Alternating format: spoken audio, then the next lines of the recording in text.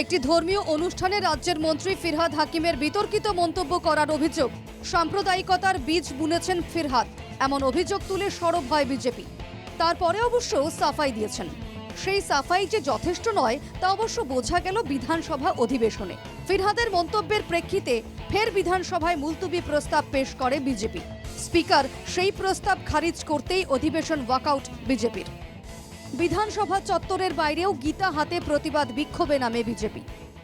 যে মন্তব্য করেছে, ইসলামে যারা জন্মগ্রহণ করেছে তারা ভাগ্যবান, বাকি সবাই দুর্ভাগ্যশীল। কোরআন প্রতিযোগিতায় গেছিলেন মন্ত্রী এবং মেয়র হিসেবে, তিনি সংবিধানকে সামনে রেখে শপথ নিয়েছেন।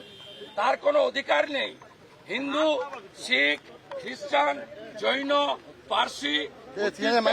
ফিরহাদ হাকিম বরখাস্ত না হওয়া পর্যন্ত বিধানসভাতে বয়কট চলবে, বাইরে আন্দোলন চলবে। গত 22শে জুলাই থেকে শুরু হয়েছে বিধানসভার অধিবেশন। প্রত্যেক অধিবেশনেই একের পর এক বিরোধের অঙ্ক সাজিয়েছে বিজেপি।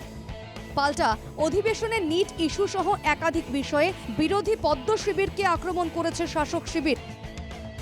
গত বছর শীতকালীন অধিবেশনে বিধানসভা চত্বরে শুদ্ধিকরণ করে প্রতিবাদ করেছিল বিজেপি। এবার গীতা হাতে প্রতিবাদ। বাদল অধিবেশনেও কার্যত সংঘাতে উত্তপ্ত বিধানসভা। ভিডিও জার্নালিস্ট জয়দীপের সঙ্গে রণজয় মুখোপাধ্যায়ের রিপোর্ট, NKTV বাংলা।